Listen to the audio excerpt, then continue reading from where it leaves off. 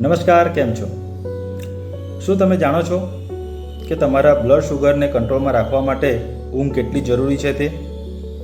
તો ચાલો આપણે ચર્ચા કરીએ આજે. હું છું doctor Nishit Patel, consultant physician, Shri hospital, Valsad.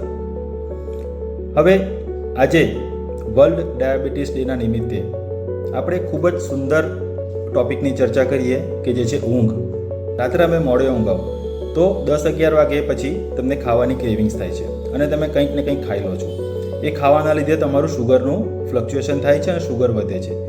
એ શુગર વધવાના લીધે તમારે વારે વારે યુરિન કરવા જઈ શકવું પડે કે તમને તરસ વધારે લાગે, રાત્રે તમારે ઊંઘમાંથી ઉઠવું પડે અને એના લીધે તમારી ઊંઘ ડિસ્ટર્બ થાય છે. પ્લસ રાત્રે લેટ સુધી જાગવાથી આપણા શરીરમાં જે સ્ટ્રેસ હોર્મોન કહેવાય કોર્ટિઝોલ, એનું પ્રમાણ ખૂબ જ વધી જાય છે અને એના લીધે પણ શુગરમાં ઘણો વધારો જોવા મળે છે.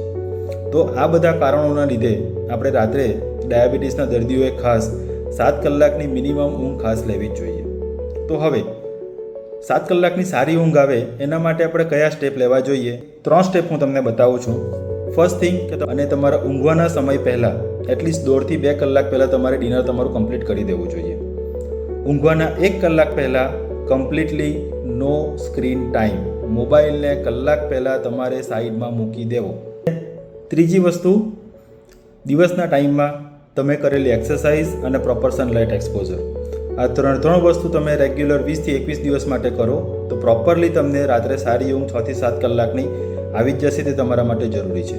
તો આજે વર્લ્ડ ડાયાબિટીસ ડેના નિમિત્તે આપણે સંકલ્પ કરીએ કે આપણે પોતાની હેલ્થના માટે કે પોતાના સ્વાસ્થ્ય માટે મિનિમમ 7 કલાકની ઊંઘ આપણે જરૂરથી લઈશું અને પોતાના શરીરને હંમેશા તંદુરસ્ત રાખીશું. Thank you.